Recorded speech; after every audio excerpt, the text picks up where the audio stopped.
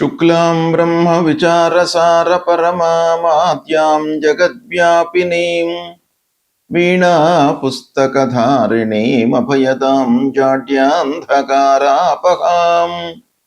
హస్తే స్ఫాటికమాలికాం విదదతీం పద్మాసనే సంస్థితాం వందే తాం పరమేశ్వరీం భగవతీం బుద్ధిప్రదాం శారదాం. శ్రీ మహాగణాధిపతయే నమః. శ్రీ మహాసరస్వత్యై నమః. శ్రీ గురుభ్యో నమః. శుక్రగోచారము అంటే శుక్రుడు సంచరించడం మూలకంగా ద్వాదశ రాశులలో జన్మించినటువంటి వారికి ఎలాంటి ప్రభావము ఉంటుంది, ఎలాంటి ఫలితాలు ఉండబోతున్నాయి అనేటువంటి విషయాన్ని మనం చూసినట్టయితే, శుక్రుడు ప్రతి మాసము ఒక రాశి నుండి ఇంకొక రాశికి మారుతూ ఉంటాడు. మారినప్పుడల్లా మనకు ఒక స్థానం కూడాను మారుతోంది.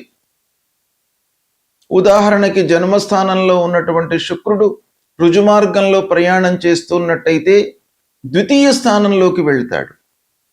ఇలా స్థానము మారుతూ ఉన్నప్పుడు మనకు ఆ శుక్రుడి మూలకంగా ఎలాంటి ఎఫెక్ట్ ఉంటుంది, ఎలాంటి ఫలితాలు ఉంటాయి అనే విషయము చాలా ముఖ్యమైనటువంటిది. శుక్రుడు చాలా ప్రధానమైనటువంటి గ్రహము.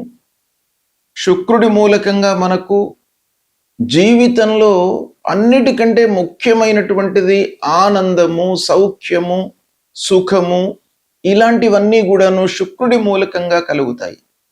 కాబట్టి శుక్రుడు గోచార రీత్యా ఉత్తమమైనటువంటి స్థానాలలో సంచరిస్తూ ఉన్నప్పుడు, లేదా జన్మ సమయంలో శుక్రుడు అనుకూలమైనటువంటి స్థానాలలో ఉన్నప్పుడు, శుక్రాంతర్దశ జరుగుతూ ఉన్నప్పుడు, శుక్ర మహర్దశ జరుగుతూ ఉన్నప్పుడు మనకు తప్పకుండా ఆ శుక్రుడి మూలకంగా మంచి ఫలితాలు ఉంటాయి.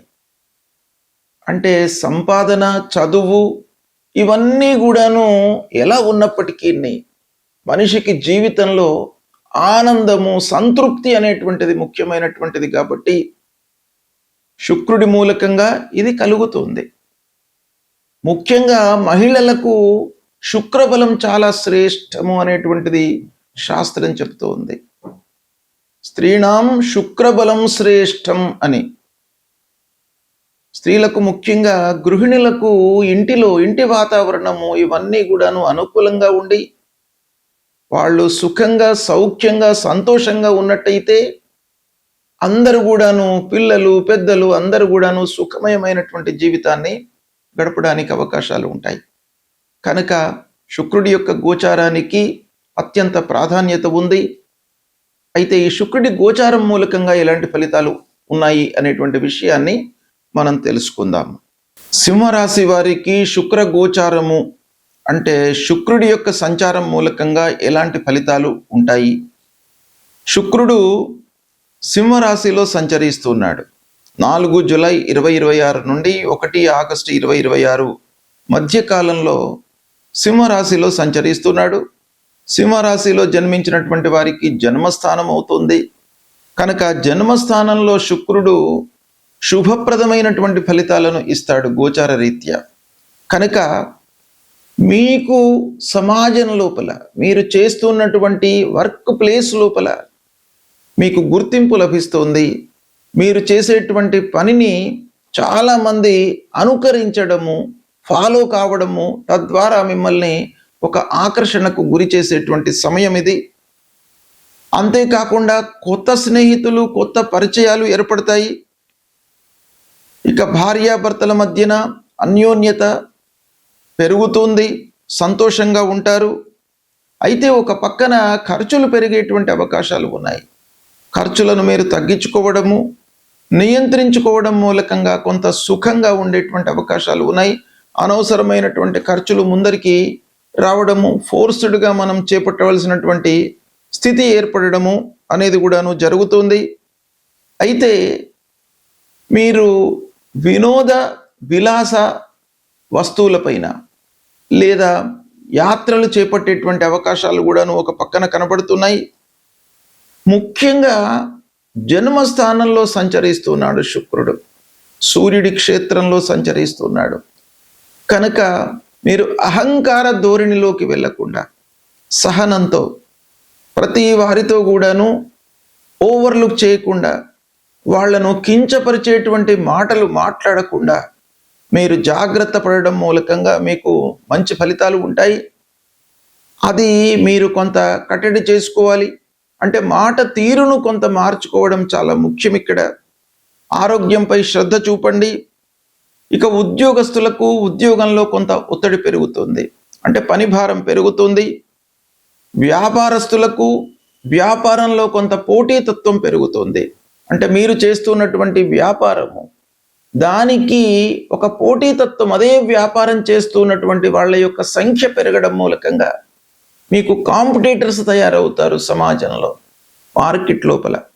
తద్వారా మీకు రావాల్సినటువంటి లాభాలు కానివ్వండి, అమ్మకాలు కానివ్వండి, కొంత తగ్గేటువంటి అవకాశాలు ఉన్నాయి. దానిపైన కూడాను మీరు మనసు నిలిపినట్టయితే మీకు మంచి ఫలితాలు ఉంటాయి.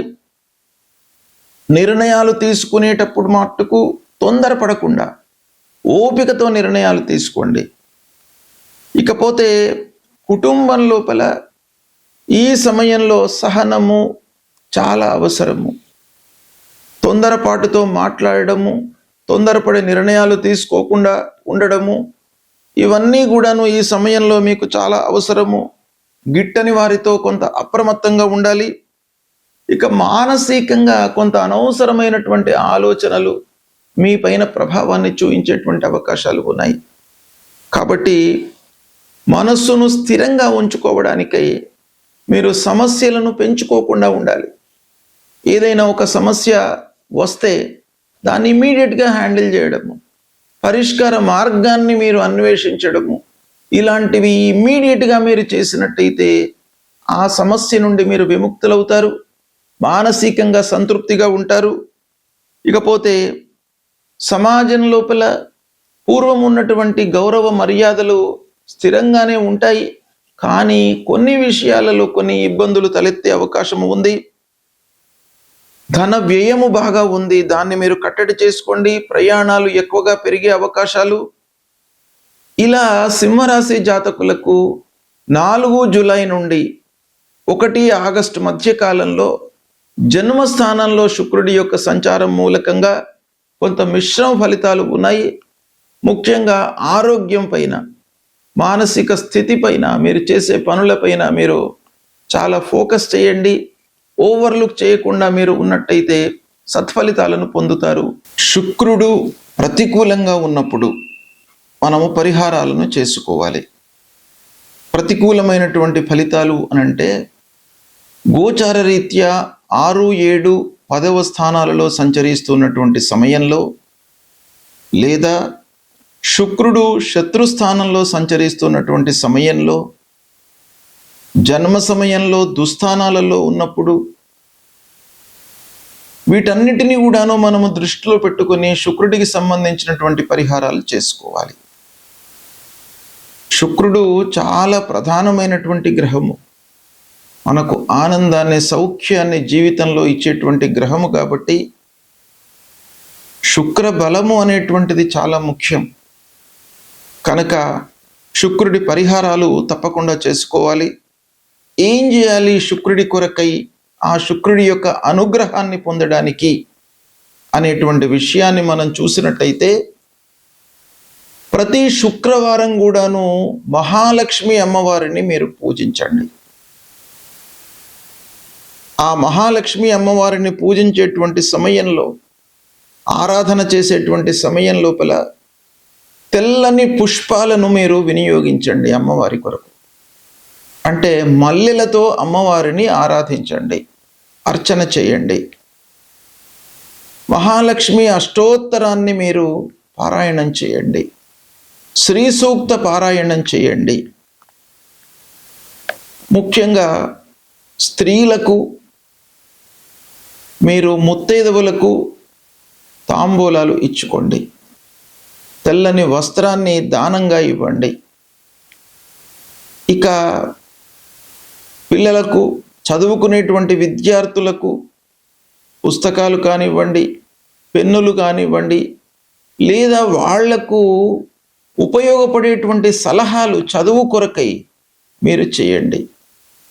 మీ స్థితిని అనుసరించి వాళ్ళ చదువు కొరకై ఉపయోగపడేటువంటి ఆర్థిక సహాయాన్ని కానివ్వండి, లేదా సలహాలను కానీ ఇచ్చినట్టయితే ఆ శుక్రుడి యొక్క అనుకూలత మీకు కలుగుతుంది. ముఖ్యంగా శుక్రుడికి సంబంధించినటువంటి మూలమంత్రాన్ని చదువుకోవడము, అమ్మవారిని యొక్క దేవాలయానికి వెళ్ళి అమ్మవారిని ఆరాధించడము, అర్చించడము మీరు చేసినట్టయితే చాలా మంచి పరిహారాలు కలుగుతాయి. ఆ అమ్మవారి యొక్క అనుగ్రహం మూలకంగా శుక్రుడు మీకు అనుగ్రహిస్తాడు. తద్వారా శుక్రుడి మూలకంగా కలిగేటువంటి ఆ దుష్ప్రభావం ఏదైతే ఉందో అది దూరం అవుతుంది. అమ్మవారి యొక్క అనుగ్రహం కలుగుతుంది. తద్వారా మీకు శుభ ఫలితాలు కలుగుతాయి. కనుక అమ్మవారిని పూజించండి, సత్ఫలితాలను పొందుతారు. శుభం.